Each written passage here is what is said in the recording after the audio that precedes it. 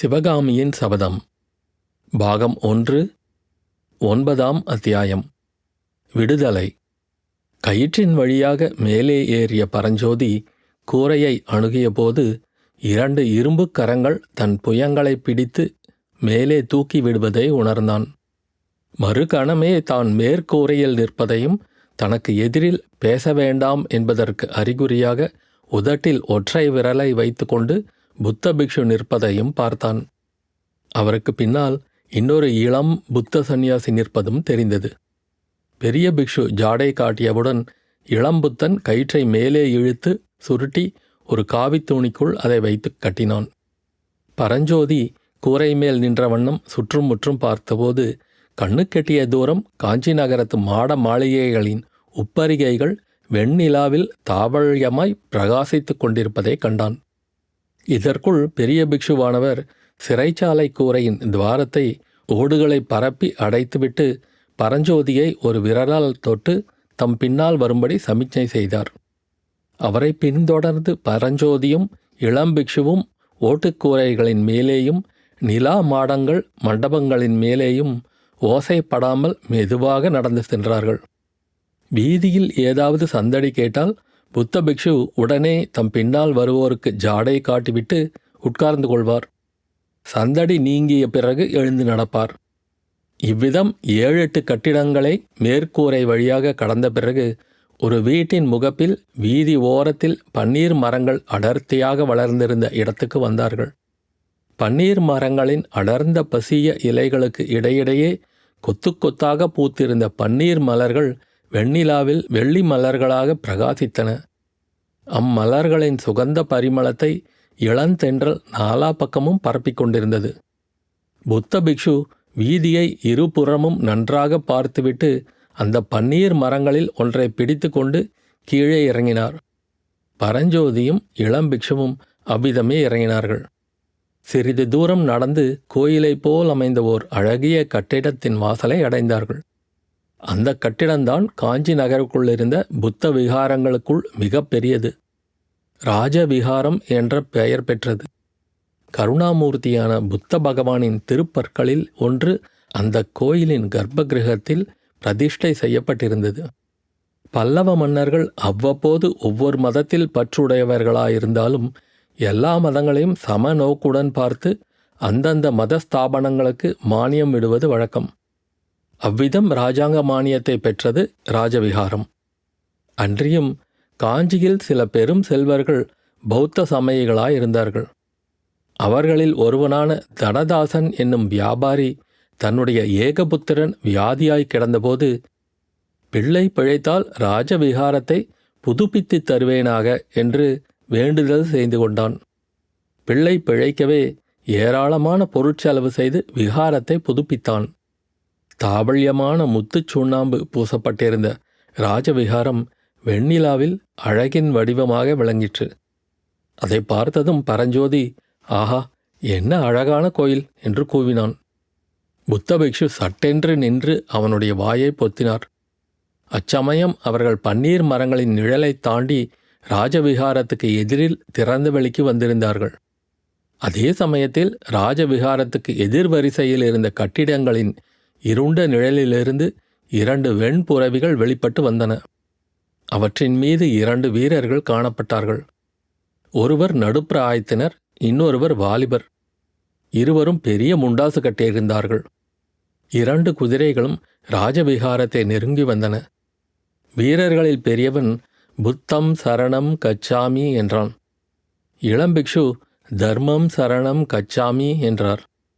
அடிகளே, இரவு 2ஆம் ஜாமத்துக்கு மேல் யாரும் வெளியில் கிளம்பக்கூடாது என்று தெரியுமோ என்றான் முதிய வீரன். தெரியும், ஆனால் சந்நியாசிக்கும் அந்த கட்டளை உண்டு என்பது தெரியாது என்றார் பிக்ஷு.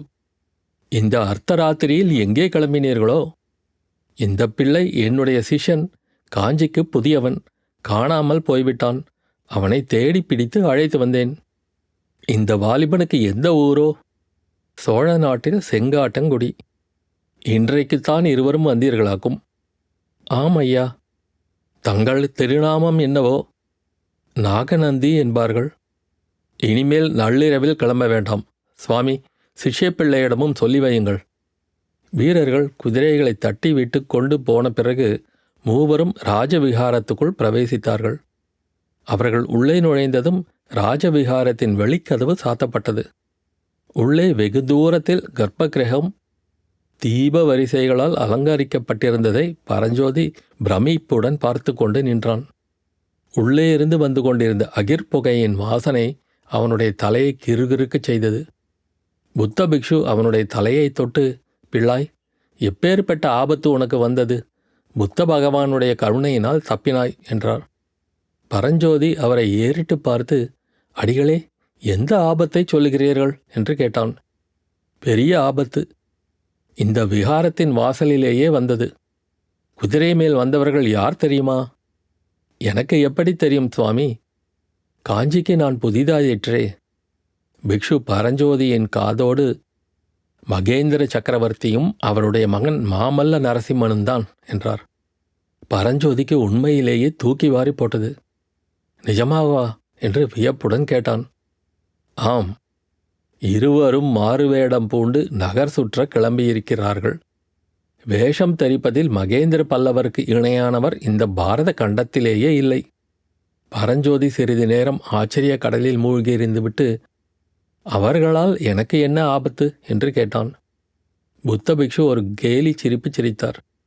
என்ன ஆபத்து என்றா கேட்கிறாய்? யானை மீது வேல் எறிந்த பிள்ளை நீதான் என்று அவர்களுக்கு தெரிந்தால் நீ பிழைப்பது துர்லபம்.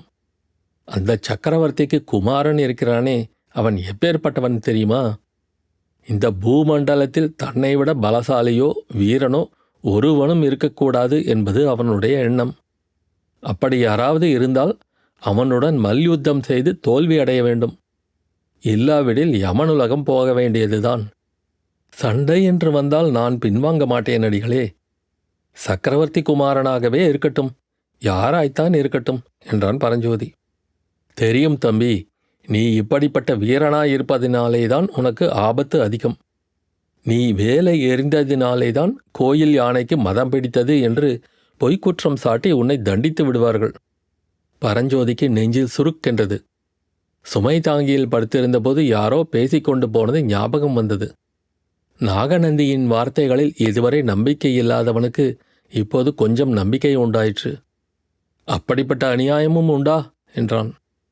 பரஞ்சோதி, இந்த காஞ்சி பல்லவர்களின் குலத்தொழிலே அதுதான். இன்றைக்கு 150 வருஷங்களுக்கு முன்னால் உன்னைப் போலவே கல்வி பயில்வதற்காக மயூரசன்மன் என்னும் இளைஞன் இந்த நகருக்கு வந்தான். அவனுடைய வீரத்தைக் கண்டு அசூயை கொண்ட பல்லவ ராஜகுமாரன் அவன் மேல் பொய்க்குற்றம் சாட்டி சிறையில் அடைத்து விட்டான். அப்புறம் மயூரசன்மன் சிறையிலிருந்து தப்பிக்கொண்டு போய் கிருஷ்ணா நதிக்கரையில் தனி ராஜ்யம் ஸ்தாபித்து கொண்டு பல்லவர்களை பழிக்கு பழி வாங்கினான். புத்த பகவான் அருளால் மயூரசன்மனைப் போலவே நீயும் பெரும் ஆபத்திலிருந்து தப்பினாய்.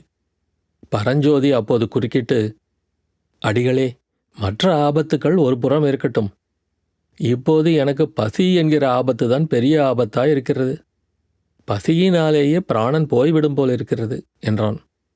நாகநந்தி அவனை மடப்பள்ளிக்கு அழைத்துச் சென்று உணவு அருந்திவித்தார். பிறகு ஒரு மண்டபத்தின் தாழ்வாரத்துக்கு அவனை அழைத்து வந்து, பரஞ்சோதி, இங்கே படுத்துக்கொள். தூங்குவதற்கு ஒரு முகூர்த்த காலம் கொடுக்கிறேன். நிம்மதியாக தூங்கு. உனக்கு வந்த ஆபத்து இன்னும் முழுவதும் நீங்கிவிடவில்லை.